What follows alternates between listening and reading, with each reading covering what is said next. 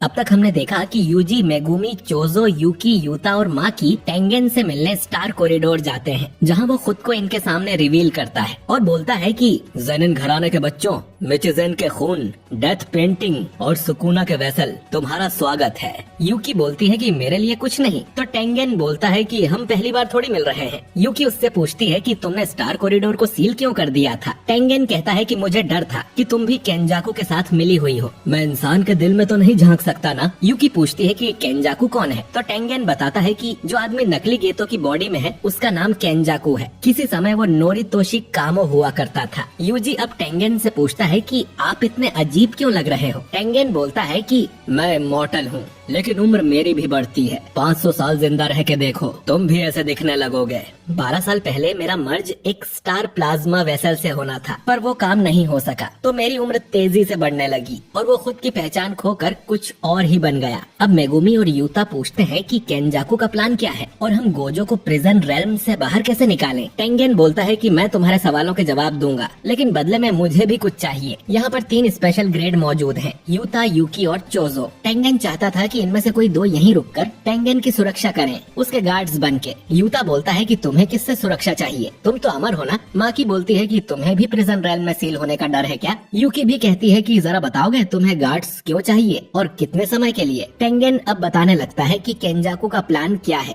केंजाकू पूरे जापान का forced evolution करवाना चाहता है। मेगुमी कहता है कि ये काम तो वो आइडल ट्रांसफिग्यूरेशन टेक्निक से भी कर सकता है ना। तो टेंगेन कहता है कि उसके पास उतनी कर्स एनर्जी नहीं है, इसीलिए वो मर्जर का इस्तेमाल करने वाला है। वो इंसानियत और टेंगेन के बीच मर्जर करवाने वाला है। मेगुमी बोलता है कि पर टेंगेन तो सिर्फ स्टार प्लाज्मा वेसल के साथ ही मर्ज हो सकता है ना। टेंगेन कहता है कि ये बात 12 साल पहले तक सच थी, पर उस समय मेरा मर्जर फेल हो गया और अब मैं इवॉल्व हो गया हूँ और आम इंसानों के साथ भी मर्ज हो सकता हूँ। चोजो बोलता है कि तुम तो अकेले हो, इतने सारे लोगों के साथ मर्ज कैसे करोगे। तो टेंगेन कहता है कि अभी तुम जो देख रहे हो वो मेरा असली रूप नहीं है, मेरी आत्मा तो कहीं और ही है। धरती और आसमान मेरे लिए एक है, जो मेरे साथ मर्ज होंगे वो जुजुत्सु सॉर्सरर्स से भी एक लेवल ऊपर चले जाएंगे। मैं तो अपनी बैरियर टेक्निक से खुद को कंट्रोल में रखता हूँ, लेकिन बाकी इंसान ऐसा नहीं कर पाएंगे। अगर एक भी इंसान आउट ऑफ कंट्रोल हो गया तो दुनिया खत्म हो जाएगी। अगर इंसान को कोई रोकने वाला नहीं होगा तो वो बुराई करते ही रहेंगे और सारी लाइन क्रॉस कर देंगे। जो चीज टोक्यो में हुई वो पूरी दुनिया में शुरू हो जाएगी। यूजी पूछता है कि केंजाकू ऐसा क्यों करना चाहता है, तो टेंगेन कहता है कि वो तो मुझे भी नहीं पता, मैंने बताया ना कि मैं इंसान के दिल में नहीं झांक सकता। माकी बोलती है कि तुम मर्जर करने से मना कर देना, फिर तो वो कुछ नहीं कर पाएंगे ना। टेंगेन बोलता है कि इवॉल्व होने की वजह से अब मैं इंसान कम और कर्स ज्यादा बन चुका हूँ और केंजाकू मुझ पर कर्स्ड स्पिरिट मैनिपुलेशन कर सकता है, जिसमें वो किसी भी कर्स को गुलाम बना के उससे कुछ भी करवा सकता है। इसीलिए उसे गार्ड्स चाहिए, क्योंकि केंजाकू उसका बैरियर तोड़ के यहाँ कभी भी आ सकता है। यूकी बोलती है कि पर अभी ही क्यों, पहले उसने 12 साल पहले मर्जर रोका, जिससे टेंगेन इवॉल्व होकर एक कर्स बन गया, जिसे अब केंजाकू कर्स मैनिपुलेशन टेक्निक से कंट्रोल कर सकता है। उसका सुकुना से भी कोई कनेक्शन है और वो करीब 1000 साल से जुजुत्सु सॉर्सरर है, तो वो मर्जर अभी क्यों करना चाहता है। टेंगेन बोलता है कि मैं, स्टार प्लाज्मा वेसल और 6 आइज,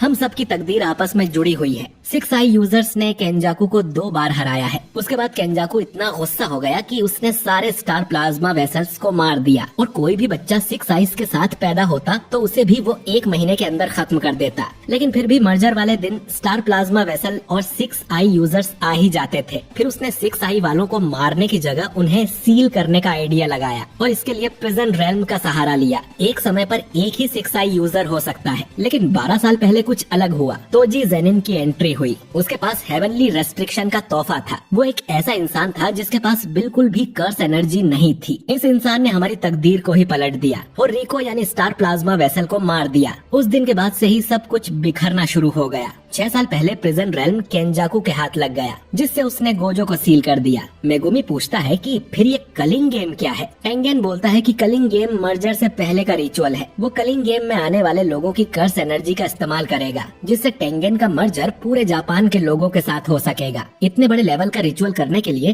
केंजाकू ने खुद को बाइंडिंग वाउ से बांध रखा होगा, इसीलिए वो कलिंग गेम्स का मास्टर नहीं है। लेकिन ये हमारे लिए बुरी खबर है, क्योंकि केंजाकू को मारने से भी ये गेम नहीं रुकेगा। ये गेम तब खत्म होगा जब सारे प्लेयर्स मारे जाएं, या तो वो गेम में पार्टिसिपेट ना करें और फिर भी मारे जाएं। गेम एंड होगा ये कहीं लिखा ही नहीं है, लेकिन अगर कोई प्लेयर 100 पॉइंट्स पूरे कर लेता है तो वो गेम के अंदर एक नया नियम जोड़ सकता है। यूता बोलता है कि यानी हमें गेम में हिस्सा लेना ही होगा और किसी तरह 100 पॉइंट्स अर्न करके एक नया नियम लागू करना होगा कि सुमिकी और बाकी लोग अपनी मर्जी से इस गेम को छोड़ के जा सकते हैं। मेगुमी बोलता है कि हमें गोजो सेंसे को भी आजाद करना होगा। अगर गोजो आ गया तो टेंशन की कोई बात ही नहीं है। वो टेंगेन से पूछते हैं कि गोजो को कैसे आजाद करें, तो टेंगेन बोलता है कि पहले तुम लोग ये डिसाइड कर लो कि मेरा गार्ड बन के यहाँ कौन रुकेगा। चोजो और यूकी दोनों यहाँ रुकने को मान जाते हैं। चोजो कहता है कि यूता का यूजी के साथ रहना ज्यादा जरूरी है और केंजाकू से तो चोजो को अपना पुराना हिसाब भी बराबर करना है। यूकी कहती है कि उसे टेंगेन से कुछ बातें करनी है, इसीलिए वो यहाँ रुकना चाहती है और यूता तो वैसे भी अपने दोस्तों के साथ रहना चाहता है। टेंगेन अब अपने पास से प्रिजन रेल्म जैसा दिखने वाला एक बॉक्स निकालता है और बोलता है कि ये प्रिजन रेल्म के पीछे का दरवाजा है, इसे खोलकर हम गोजो को आजाद कर सकते हैं, पर इसे खोलने के लिए इन्वर्टेड स्पीयर ऑफ हेवन या ब्लैक रोब जैसे किसी कर्स्ड ऑब्जेक्ट की जरूरत लगेगी, जो किसी भी कर्स्ड टेक्निक को कैंसिल कर सकते हैं। लेकिन इन दोनों ऑब्जेक्ट्स को ही गोजो डिस्ट्रॉय कर चुका है। यूता बताता है कि वो और मिगेल अफ्रीका ब्लैक रोब ढूंढने ही गए थे,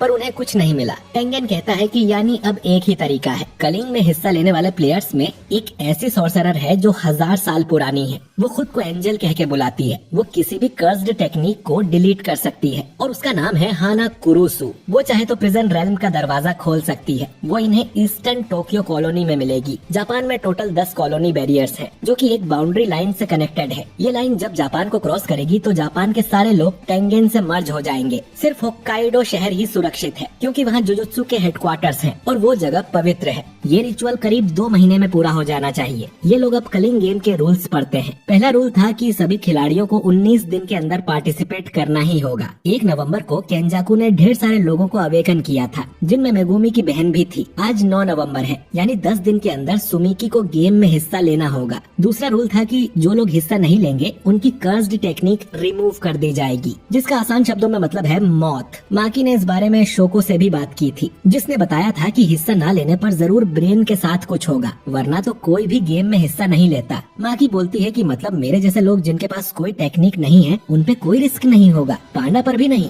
उसके पास तो दिमाग ही नहीं है। गेम का तीसरा रूल है कि जो भी कॉलोनी में एंटर करेगा उसे गेम का खिलाड़ी माना जाएगा, चाहे वो सॉर्सरर हो या आम इंसान। और जो लोग कॉलोनी में पहले से रह रहे हैं उन्हें एक मौका दिया जाएगा वहाँ से बाहर निकलने का। 4th रूल है कि एक दूसरे को मारने से प्लेयर्स को पॉइंट्स मिलेंगे। 5वां रूल है कि सॉर्सरर को मारने से 5 पॉइंट और बाकी लोगों को मारने से 1 पॉइंट मिलेगा। मेगुमी अब पूछता है कि गेम मास्टर है कौन, तो टेंगेन बताता है कि हर खिलाड़ी को एक शिकिगामी दिया जाएगा, जिसका नाम कोगाने है। कोगाने बस गेम का इंटरफेस है जो इन्हें गेम के बारे में बताएगा। वहीं गेम मास्टर तो पर्दे के पीछे से सब देखेगा। 6ठा रूल है कि किसी खिलाड़ी के 100 पॉइंट्स पूरे होने पर वो गेम में एक नया नियम जोड़ सकता है, लेकिन पुराने किसी रूल को हटा नहीं सकता। 7वां रूल है कि गेम मास्टर को खिलाड़ी का बनाया नया रूल अपनाना ही होगा, बस उससे गेम पर ज्यादा असर नहीं पड़ना चाहिए। बाकी लोग सोचते हैं कि ये गेम में तो नाइंसाफी होगी, तो टेंगेन बोलता है कि इन रूल्स के अलावा केंजाकू इनके साथ कोई नाइंसाफी नहीं कर पाएगा। 8वां और आखिरी रूल है कि 19 दिन तक अगर किसी खिलाड़ी के पॉइंट्स नहीं बदलते हैं तो उसे खत्म कर दिया जाएगा। यूजी बोलता है कि मतलब हमें किसी न किसी को मारना ही होगा,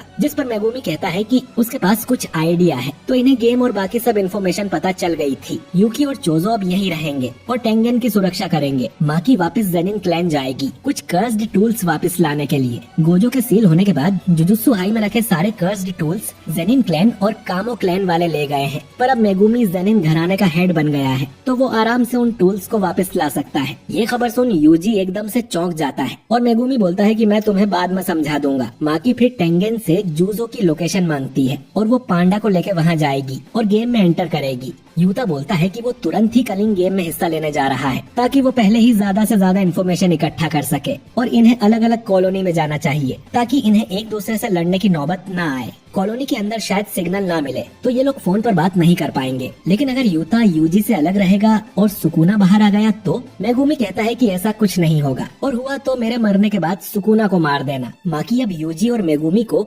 हकारी के पास जाने को बोलती है। हकारी 3rd ईयर का स्टूडेंट है जो फिलहाल सस्पेंडेड है। इनके पास लोगों की कमी है, तो इन्हें हकारी को भी अपने प्लान में शामिल करना होगा। यूजी पूछता है कि वो स्ट्रांग है क्या? यूता बोलता है कि वो थोड़ा मस्तीखोर है, पर वो मुझसे भी स्ट्रांग है, तो ये उसे भी गेम में जरूर लेके जाएंगे। इसके बाद ये लोग यहाँ से जाने लगते हैं। यूकी और चोजो यहीं रुक गए थे। यूजी चोजो का शुक्रिया करता है उनकी इतनी मदद करने के लिए। वहीं चोजो अपने छोटे भाई को जिंदा रहने का बोलता है और चुपके से रोने लगता है। दूसरी तरफ हम तकाबा नाम के एक कॉमेडियन को देखते हैं, जिसे देखकर लोग बोर हो रहे थे। उसके साथी उसे ये काम छोड़ देने को कहते हैं। वो 35 साल का हो गया है और उसके जोक्स पे कोई नहीं हंसता। उसे और कुछ काम करना चाहिए जो उसे सूट करे। उसका दूसरा साथी कैन बोलता है कि मुझे तुम्हारे जोक्स अच्छे लगते हैं। दुनिया में दो तरह के कॉमेडियन होते हैं, जो हमेशा पॉपुलर रहते हैं। पहले जो फनी होते हैं और दूसरा जिन्हें लगता है कि वो फनी है। वो तकाबा से पूछता है कि तुम कौन से टाइप के फनी हो? तकाबा पहले बोलता है कि वो 50-50 है, लेकिन फिर जवाब बदल के कहता है कि वो 70-30 है। और हमें पता चलता है कि तकाबा भी कलिंग गेम में हिस्सा लेने वाला एक खिलाड़ी है। और ये एपिसोड यहीं पर एंड हो जाता है। तो दोस्तों अगला एपिसोड बिल्कुल भी मिस मत करना, क्योंकि उसमें कुछ बहुत ही बड़ा होने वाला है, खासकर माकी फैंस के लिए। वीडियो अच्छा लगा हो तो इसे लाइक और शेयर कीजिए, और अगर आप हमारे पर नए हैं तो हमारे चैनल को सब्सक्राइब करके बेल आइकन जरूर दबाइए। मैं मिलता हूँ आपसे बहुत ही जल्द किसी नए वीडियो के साथ। शुक्रिया।